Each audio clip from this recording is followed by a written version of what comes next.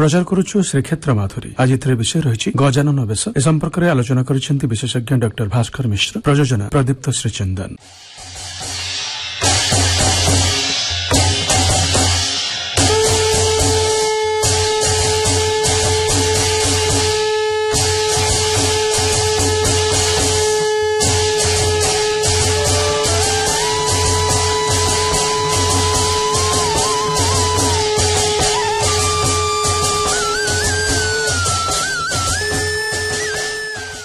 ब्रह्मांड ठाकुर श्री जगन्नाथ वर्षक मध्य विभिन्न प्रकार बेश होइथांती। एही बेशर अन्य नाम श्रृंगार। यह प्राचीन कालरू चली आसुछि। सेही सबु बेश मानक मध्यरु गजानन बेश अन्यतम। श्री जगन्नाथंक गजानन बेश ज्येष्ठ मास स्नान पूर्णिमा तिथि रे स्नान मंडपरे ही होइथाय। जय गजानन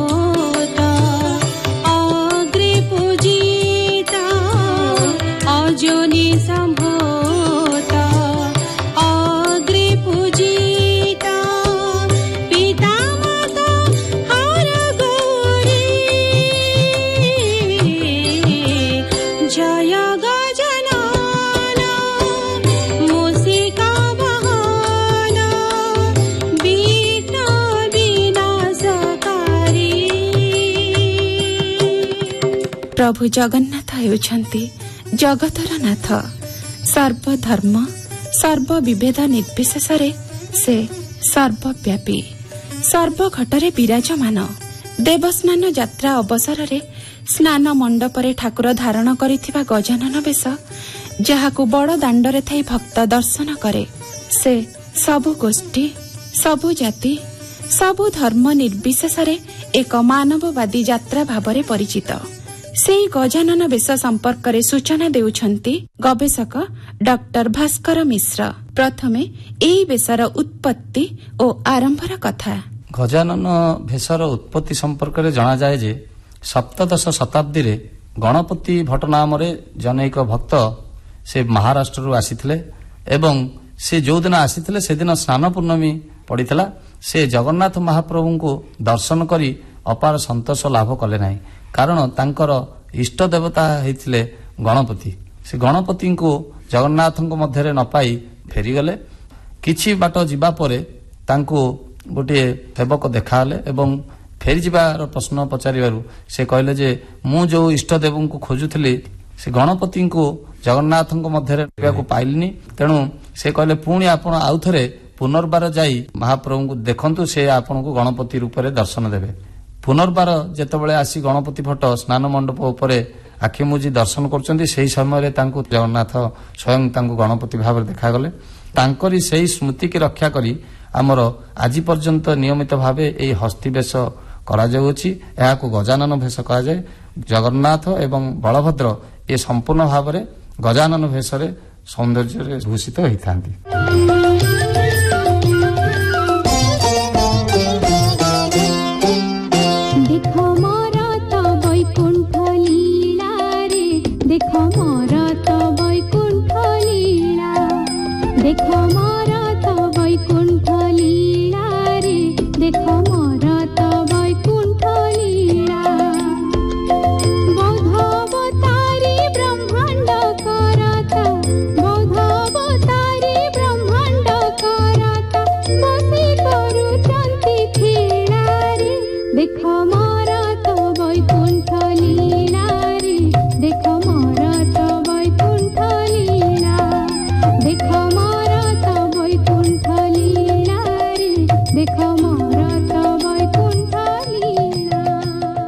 गजानन बेशर आयोजन विशेष रीतिनीति मानक द्वारा परिचालित।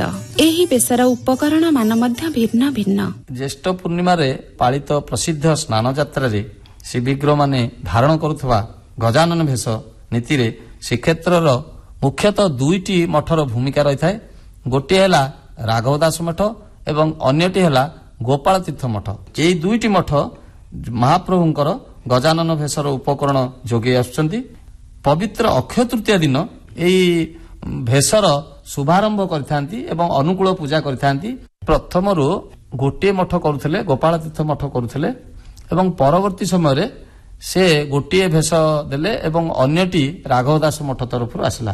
ଏବେ ବିଗତ ଶତାଧିକ ବର୍ଷ ଧରି ଯେଉଁ ପରମ୍ପରା ରହିଆସିଛି ସେଥିରେ ରାଘବ ଦାସ ମଠ, ଗୋପାଳ ତୀର୍ଥ ମଠ ଦୁଇଟି ମଠରୁ ଆମର ଭେଷ ଉପକରଣ ଆସୁଛି। ଗୋପାଳ ତୀର୍ଥ ମଠ ଦଉଛନ୍ତି ବଳଭଦ୍ରଙ୍କର ଏବଂ ସୁଦର୍ଶନଙ୍କର ଭେଷ ଉପକରଣ। ରାଘବ ଦାସ ମଠ ଜଗନ୍ନାଥ ମହାପ୍ରଭୁଙ୍କର ଭେଷ ଉପକରଣ ଦଉଛନ୍ତି। ଏଥିରେ କଳା ରଙ୍ଗର ଭେଲଭେଟ୍, ସିଲ୍କି କନା, ଜରି, ସୋଲ, କଦଳୀ ପଟୁକା, ଜମ୍ବୁରା, କଇଥଟା ପ୍ରଭୃତି ଉପକରଣରେ ପଡ଼ିଥାଏ। 30 ମିଟର କନା ଏଥିପାଇଁ ଆବଶ୍ୟକ ହୋଇଥାଏ। ଏହି କାର୍ଯ୍ୟରେ ଜଣେ ଦରଜି, ଜଣେ ଚିତ୍ରକାର, 2 ଜଣ ସୋଲ କାରିଗର ମଧ୍ୟ ନିୟୋଜିତ ହୋଇଥାନ୍ତି।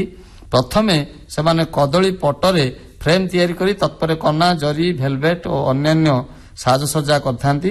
ଗଜାନନ ଭେଷ ରଖାଯିବା ନିମନ୍ତେ ବଡ଼ ବଡ଼ ବାଉଁଶ ପାତିଆରେ ନିର୍ମିତ ବିରାଟ ଆକାରର ଏକ ସ୍ୱତନ୍ତ୍ର ଧରଣର ତାଟ ମଧ୍ୟ ନିର୍ମିତ ହୋଇଥାଏ। ପୂର୍ବେ ଏହା ପୁରୀ ଜିଲ୍ଲାର ଛଇତନା ନିକଟସ୍ଥ ବଡ଼ତରା ଗ୍ରାମରୁ ଏହି ତାଟ ଆସୁଥିଲା। ସମ୍ପ୍ରତି ମଠ ପକ୍ଷରୁ ବାଉଁଶ କ୍ରୟ ପୂର୍ବକ ମଜୁରୀ ଦିଆଯାଇ ଏହି ତାଟ ନିର୍ମାଣ କରାଯାଉଛି। ସେହିପରି ରଣପୁରର ବାସୁଦିଆ ମୌଜାରୁ କଦଳୀ ପଟୁକା ଓ 3 ଗୋଛା ସୋଲ ଆସିଥାଏ। ମଠ କାରିଗରମାନଙ୍କ ଦ୍ୱାରା ଏହି ଯେଉଁ ଗଜାନନ ଭେଷ କାର୍ଯ୍ୟ ସମ୍ପୂର୍ଣ୍ଣ ହେବା ପରେ ସ୍ନାନ ପୂର୍ଣ୍ଣମୀ ଦିନ ମଠର ପୁରୋହିତଙ୍କ ଦ୍ୱାରା ତାଟ ଧୁଆଯାଇ ସଂସ୍କାର କରାଯାଇଥାଏ। ତାଟରେ ଭେଷ ସାମଗ୍ରୀ ରଖାଯିବା ପରେ ଏକ ପଣା ଭୋଗ ସେଠାରେ ଅନୁଷ୍ଠିତ ହୋଇଥାନ୍ତି।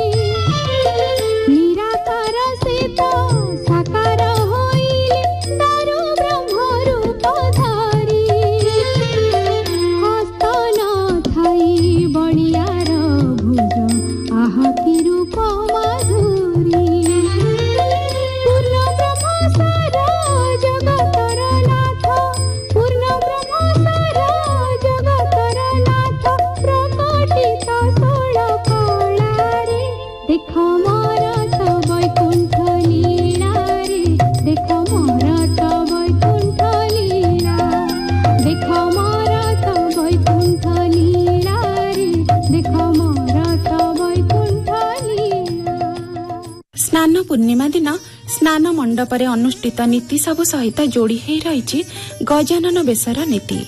ଅନେକ ସେବକ ସେବାୟତମାନେ ଏହି ବେଶ ସହିତ ଯୋଡ଼ି ହୋଇ ଅଛନ୍ତି। ଶ୍ରୀମନ୍ଦିରରୁ ଜନୈକ ଅଧିକାରୀ, କମାଣ୍ଡର ନେତୃତ୍ୱରେ କାହାଳିଆ, ବେହେରା ଖୁଣ୍ଟିଆ, ଘଣ୍ଟ ଛତା, ଓଲାର, ଭଜନ୍ତ୍ରୀ, ଲେଙ୍କା ପ୍ରମୁଖ ସେବକ ମଠ ବିଜେସ୍ଥଳୀଠାରେ ପହଞ୍ଚିବା ପରେ ଭେଷ ସାମଗ୍ରୀ ତାଟରେ ରଖାଯାଇ ପ୍ରଥମେ ପଣା ଭୋଗ ସରିଥାଏ ଏବଂ କାହାଳି ବାଜିଲା ପରେ ଘଣ୍ଟ ବାଜି ତାଟରେ ସେହି ଭେଷ ଉପକରଣ ମାନ ମଠରୁ ମନ୍ଦିରକୁ ଆସେ। ମହାପ୍ରଭୁଙ୍କର ପ୍ରସିଦ୍ଧ ଜଳ ଲାଗି ନୀତି ସରିବା ପରେ ତାପରେ ମଇଲମ ଏବଂ ଭେଷ ହୋଇଥାନ୍ତି। ଏହି ଜଳ ଲାଗି ନୀତି ପରେ ମହାପ୍ରଭୁଙ୍କର ପ୍ରସିଦ୍ଧ ଗଜାନନ ଭେଷ ହୋଇଥାନ୍ତି। ଗଜାନନ ଭେଷ ହେଲା ପରେ ଗଜପତି ମହାରାଜା ସ୍ନାନ ମଣ୍ଡପ ଉପରେ ଛେରା ପରା ନୀତି ସମ୍ପନ୍ନ କରିଥାନ୍ତି।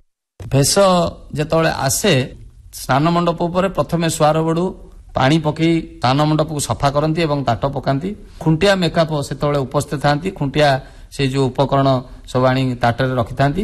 ଏଥିରେ ମୁଖ୍ୟତଃ ବିଗ୍ରହ ମାନଙ୍କର ସ୍ନାନ ଭେଷ ସମୟରେ ଯେଉଁ ଗଜାନନ ଭେଷ ହୁଏ ସେ ସମୟରେ ତଳୁଛ, ଭିତରଛ, ପାଳିଆ ପୁଷ୍ପାଳକ ଏବଂ ସମସ୍ତ ବାଡ଼ଗ୍ରାହୀ ଦଇତାପତି ମାନେ ଖୁଣ୍ଟିଆ ମେକାପ ମାନେ ମିଶି ଏହି ଭେଷ କରିଥାନ୍ତି। ଭେଷ ହେବାକୁ ପ୍ରାୟ 40 ମିନିଟ୍ ସମୟ ଲାଗିଥାଏ। ଯେତେବେଳେ ଭେଷ ସରିଯିବ ସେତେବେଳେ ଉପରେ ଶୋଧ କରାଯାଏ, ଅର୍ଥାତ୍ କେହି ଲୋକ କାହାକୁ ରଖାଯାଏନି ସେଠାରେ। ତାପରେ ଆମର ପାଣି ପଡେ।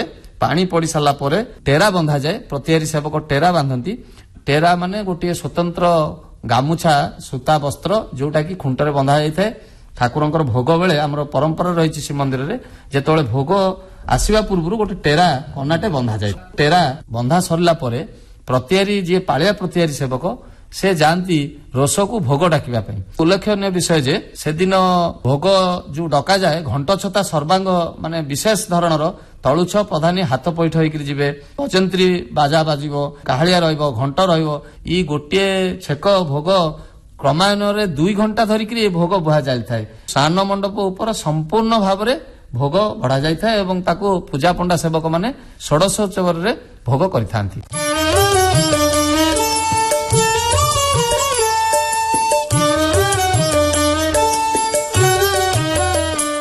ମହାପ୍ରଭୁଙ୍କର ବେଶ ଅନେକ। ସେହି ବେଶଗୁଡ଼ିକୁ ସାଧାରଣତଃ 3 ଭାଗରେ ପରିଚିତ କରାଯାଇଥାଏ, ଯଥା ବସ୍ତ୍ର ବେଶ, ଭୂଷଣ ବେଶ ଏବଂ ପୁଷ୍ପ ବେଶ।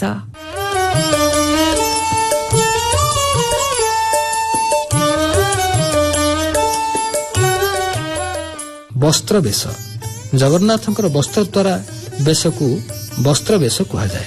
ଏଥିରେ ଗଡା, ସୂତା ଘୋଡ଼, ସୂତା ପୁଟା, ସୂତା ଚୂଳ ଫୁଟା, ସୂତା ଶ୍ରୀମୁଖ ବଳ, ସୂତା ଲୁଗା, ଚାଦର, ବୋଇରାଣୀ, ପତନି, ନେତଫୁଟା, ଚେହେଲି, ପାଟ, ଖଣ୍ଡୁଆ ଆଦି ବ୍ୟବହାର କରାଯାଏ।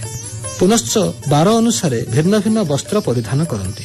ରବିବାର ଲାଲ ବସ୍ତ୍ର, ସୋମବାର କଳା ଛିଟ ମିଶା ଧଳା ବସ୍ତ୍ର, ମଙ୍ଗଳବାର ବାରପଟିଆ ପଞ୍ଚରଙ୍ଗୀ ବସ୍ତ୍ର, ବୁଧବାର ନୀଳ ବସ୍ତ୍ର, ଗୁରୁବାର ବସନ୍ତ ପୀତ ବସ୍ତ୍ର, ଶୁକ୍ରବାର ଶୁକ୍ଳ ବସ୍ତ୍ର ଓ ଶନିବାର କୃଷ୍ଣ ବସ୍ତ୍ର।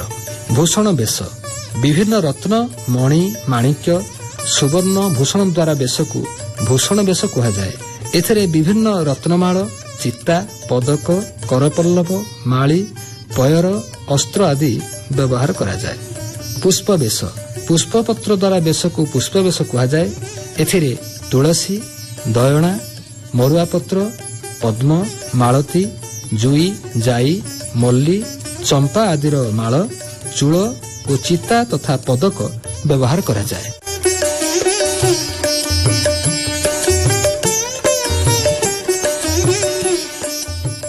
ସ୍ନାନ ପୂର୍ଣ୍ଣମୀରେ ଗଜାନନ ବେଶ ସମୟରେ ଯିଏ ପ୍ରଭୁ ଜଗନ୍ନାଥ, ବଡ଼ ଭାଇ ବଳଭଦ୍ର ଆଉ ଦେବୀ ସୁଭଦ୍ରାଙ୍କ ଦର୍ଶନ କରନ୍ତି, ସେ ନିରାମୟ ସ୍ଥାନ ଅବ୍ୟୟ ପଦକୁ ଗମନ କରିଥାନ୍ତି ବୋଲି ବ୍ରହ୍ମ ପୁରାଣରେ ବର୍ଣ୍ଣିତ ଅଛି। ବ୍ରହ୍ମ ଦର୍ଶନୀ କୋଟି ଜନ୍ମ ପାପ ନିମିଷକେ ଯାଇ ନାଶ। ସେ ବ୍ରହ୍ମ ଦର୍ଶନୀ କୋଟି ଜନ୍ମ ପାପ ନିମିଷକେ ଯାଇ ନାଶ। ପରମ ଦୟାଳୁ ଆରତ ଭଞ୍ଜନ ଭକତ ଭାବରେ ବସ। ଚରଣ ନ ଥାଇ ଶରଣ ଦିଅନ୍ତି, ଚରଣ ନ ଥାଇ ଶରଣ ଦିଅନ୍ତି ଭକତଙ୍କ ଗଳମାଳାରେ। ଦେଖ ମୋର ତ ବୈକୁଣ୍ଠ ଲୀଳାରେ, ଦେଖ ମୋର ତ ବୈକୁଣ୍ଠ ଲୀଳା, ଦେଖ ମୋର ତ ବୈକୁଣ୍ଠ ଲୀଳାରେ, ଦେଖ ମୋର ତ ବୈକୁଣ୍ଠ ଲୀଳା। ବୋଧାବତାରୀ ବ୍ରହ୍ମାଣ୍ଡ କରତା, ବୋଧାବତାରୀ ବ୍ରହ୍ମାଣ୍ଡ କରତା, ବସି କରୁଛନ୍ତି ଖେଳାରେ। ଦେଖ ମୋର ତ ବୈକୁଣ୍ଠ ଲୀଳାରେ, ଦେଖ ମୋର ତ ବୈକୁଣ୍ଠ ଲୀଳା, ଦେଖ ମୋର ତ ବୈକୁଣ୍ଠ ଲୀଳାରେ, ଦେଖ ମୋର ତ ବୈକୁଣ୍ଠ ଲୀଳା।